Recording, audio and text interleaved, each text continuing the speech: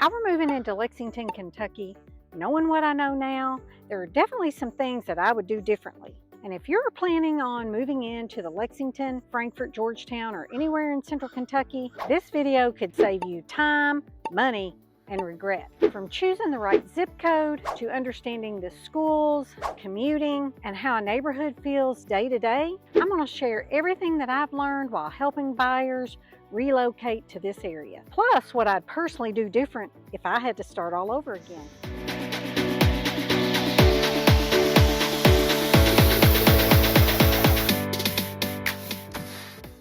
Mistake number one is falling in love with the house before you actually know anything about the neighborhood. It's really easy to fall in love with a staged house or a flipped house. They're beautiful when you look at them online. But what neighborhood are they in? What will their resale value be? How easy will it be to get to work from that house? So the lesson that I've learned from this is it's easier to do a research maybe of the zip code. Check out what the schools are and what your commute is, and that way you'll know what area you need to look at. So I had a recent buyer that came into town. He and his family had found the perfect house, beautiful. It was completely updated in his price range and really met all the criteria that he was looking for. However, when he did a research of the schools, he wasn't real happy with what the school district was going to be for one of his children. And also, it was about a good 35 minutes down to where he worked. So he really wanted to be a little bit closer. So he was a little bummed out by that. So I always tell people, do a research of the neighborhood that's close to where you want to be. Then once you find out what that area is, then it's easier to fall in love with the house that you want. Mistake number two is underestimating commute times. As you can see behind me, we are on a very busy Versailles Road going into downtown. And right now, it's not really that busy here. It is loud, it is noisy, but it's not really that busy. So you're going to have to think about your commute time, because during the peak rush hour of traffic, this road is completely full. You'll need to actually go to Google Maps and put in where it is that you're going to be working and see what the commute times are. It'll show you on Google Maps how long it'll take you to get from one area to another. And this is exactly what I didn't think about when moving to Lexington. You've got to think about these commute times and the travel and the traffic here in this area. You'll hear people say the traffic here is terrible and it's so congested, but you have to decide and compare it to cities the size of Lexington. It is very similar as far as traffic here. Having New Circle Road does help, as it's a large circle that goes all the way around the inner side of Lexington. And then we do have Man of War that is on the outside circle of Lexington, trying to get where you can keep an eye on the road here behind us. But those travel times during the peak rush hour traffic, so from about 7:30 in the morning to about 9 or 9:30, and then again from about 3:30 or 4 into late afternoon around 5, these roads are going to be very busy.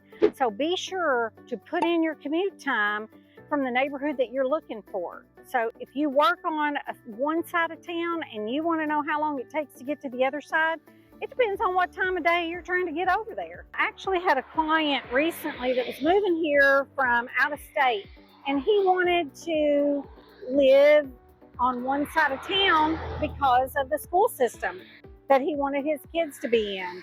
But he didn't take into account how long it was going to take him to get to work in the morning, because he was literally working on the opposite side of town from where he lived. So that's definitely something that you want to consider. You want to make sure that if you are looking at a neighborhood that you've already fallen in love with, how long is it going to take you during commute time? Now, mistake number three is ignoring the school districts. Even if you don't have kids, you really need to be thinking about maybe the resale value of your home in the next 3 to 5 years when you're ready to sell. Buyers looking to move into a home like the one you may purchase, they definitely would be considering, what school zone it's in. So even though it doesn't really matter to you, or maybe it does, you need to be thinking about what school district would you like for your kids to go to. And here we are today in front of the Rosa Parks Elementary, one of the top rated elementary schools according to niche.com here in Fayette County. I always ask my buyers to be sure to do your own research. And you can do that by going to niche.com to check out what the ratings are for each school district. As Fayette County grows, they've added more and more elementary schools, definitely to the district. So we've got Rosa Parks, we have Veterans Park, we have Metathorpe, we have Sandersville. All of these are really high rated schools according to niche.com. So finding that school district that you would like for your kids to go to is really important, because we would need to build what neighborhoods we search in depending on what school district you want to go to. Mistake number 4, assuming all properties in Lexington are affordable. That's definitely not the facts. Affordability here in Lexington, and really all over Kentucky and probably all over the United States, is shrinking. Starter homes under $250,000 that are in a really decent neighborhood are very hard to come by.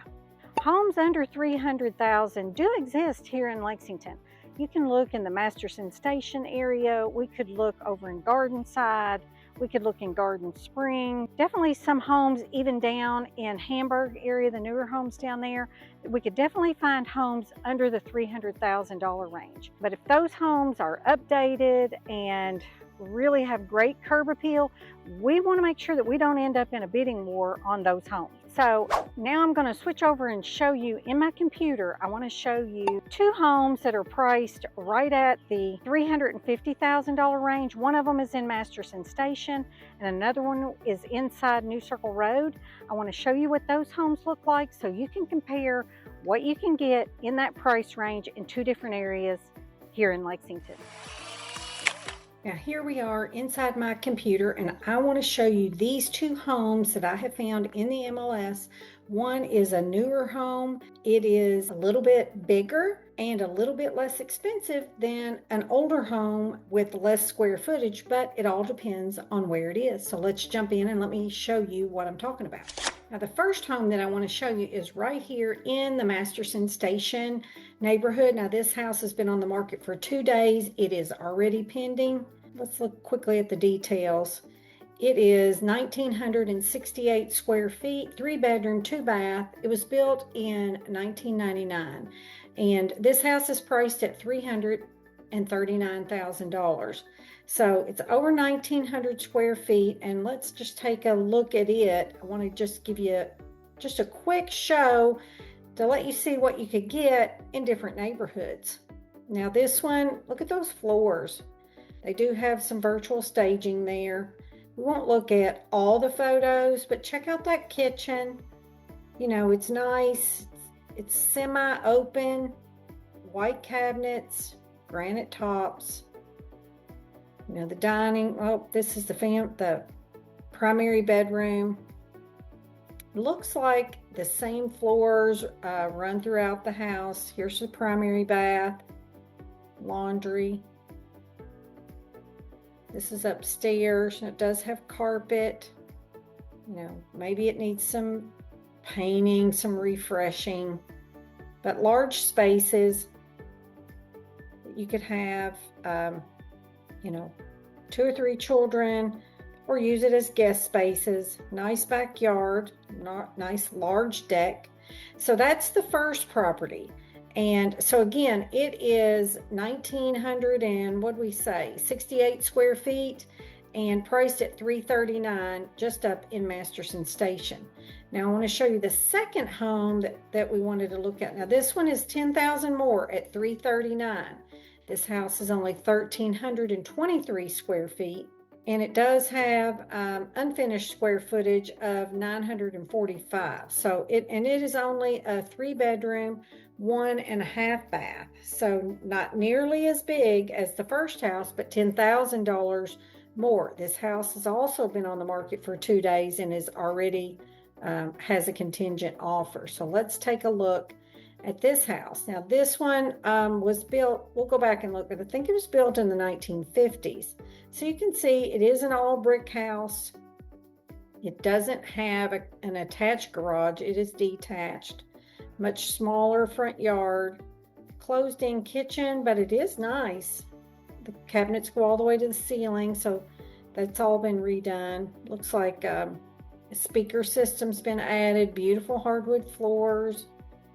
But you can see that this house is quite a bit smaller and more closed in than the first house that we looked at. Oh, it went past that bathroom really quick. You can see that the bathroom, this is the only full bath in the house. Now this looks like the upstairs. There's the half bath in the upstairs. It does have this unfinished basement, so you do have storage. Looks like the washer and dryer is in the basement.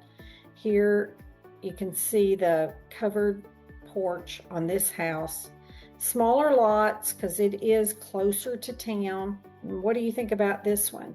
When we're trying to compare houses, neighborhoods really do matter. Now this house was built in 1947, so that's why it does have the smaller yard and this, it's laid out completely different. So depending on what type of house you're looking for, just because your budget is around $350, we need to know details. Where is it that you want to live? How much square footage do you need for that budget? So that's why you have to reach out. You need eyes on the property. You need to reach out to us so that we can help you find the property that's best for you. So let's move on to our next mistake. Mistake number 5, not matching your lifestyle to the location where you're looking. So you may love coffee shops and walkable restaurants. You may love live music or golfing, or you may want to just be in a walkable neighborhood, but you're looking for homes that are in quiet suburban areas. You need to make sure that you match your lifestyle to your location. So if you're retired and you're wanting to spend time playing golf, then you're going to need to look for homes over in neighborhoods around Andover or maybe Griffin Gate, or up north next to Masterson Station. If you want live music and walkability, you might look for homes over in Lansdowne or Gratz Park. You may look for houses in Chevy Chase or near the downtown area. If you're looking for family living, you might check out homes in Beaumont or Gardenside or South Point. If you want to walk to local taco shops on Friday nights, some neighborhoods just may not be the right place for you. That's why you need to reach out to us. Give me a call, send me a text or an email. Let me help you find the neighborhood that best fits the lifestyle that you're wanting. Mistake number 6, waiting too long to buy. Prices in Lexington have continued to climb at about 3.5%. Interest rates do fluctuate, but in the past year, we have seen rates steady at about 6.5% to 7%. Those buyers who have been waiting for the past 18 to 24 months are actually seeing that homes in Lexington have increased in price around 3.5%. So a house that was priced at $350,000 in June of 2024 would now be priced at about $363,000. I recently had a client, it was last year, that after running the numbers on a house that was priced about $289,000, they decided after they saw all the numbers, being the escrow payments, the closing costs, all the monthly payments and things that they'd have to come up to, they decided that they were going to wait another year to purchase. So they were currently, at that time, they were paying about $1,100 a month in rent. And now that $289,000 house has increased and is now about $300,000. So that client in that same situation is about $25,000 in the hole. There are lots and lots of different things that you can do to try to buy down your rate by asking the seller to pay seller concessions toward your rate buy down. Lots and lots of banks are offering programs to help buyers be able to utilize as much money as they can, whether it's to buy down their rate, a point or a half point to get your payment down for the next year to maybe 2 years till rates drop, be sure to reach out to me. If this is something that maybe you've never heard of and you'd like to know more about, reach out to me. Give me a call, send me a text or an email. I have lots of lenders that I work with that love to help people be able to get into those homes. So be sure you are not that mistake of waiting too long to buy. And last is mistake number 7, only looking for homes online. So whether you're searching for homes on Zillow or Realtor.com or Homes.com, really you can only see, when you're looking on those sites, you can only see just the home. You might get a look at the backyard or the side yard, but can you see what's across the street? Can you see what's next door? Can't really see any of those things when you're looking at homes online. I had a client, I've got to tell you this story. I had a client, he was far away, had never been to Central Kentucky, found a home online. It was beautiful. It was an old farmhouse that had been renovated, a very beautiful home. And so we did the home tour by FaceTime. And lots of times people will call me to do that. So when I got there, this was in a downtown area where the streets were very, very narrow in a small town. And when I looked across the street, literally 10 steps from the front porch of this house was a cemetery. Now, nowhere in the listing or on any of the photos did it show that cemetery. Now, this particular client, he didn't care that there was a cemetery there, but would you care if there was a cemetery across the street? You really need to get eyes on the property, not just what you can see from an online photo or even a video, but you need to see what's around that house. How do the neighbors live? Do they park their car right across the street from your driveway? Is that going to be something you're going to have to deal with every day when you're backing in and out of your driveway? Maybe, do they have 3 teenagers that live with them, so they've got lots of cars and they're always, out and about? Be sure that once you find a place, maybe do a Google Map view where you can take the little man, and sometimes I do this when I'm doing my Google Map tours. You can take the little map, the little guy, and you can set him down on the street and you can walk around different places up and down the street. It'll kind of give you a bird's eye view of what is nearby, and that would be helpful. You want to make sure that there's no major, massive power line or utility poles right in your front yard or in your backyard. Online photos are meant to really draw the buyer in, but you need to go deeper. Before you fall in love with that house, you need to get eyes on that property. So that's where I come in. Give me a call, send me a text or an email. I'd be happy to go over and do a walkthrough tour and let you know if this is a neighborhood that's going to fit your lifestyle. It's important to have a local expert to help you be able to do these things. So reach out to us so that we can help you figure out if this is the house, the neighborhood, the area of Lexington that you want to live in.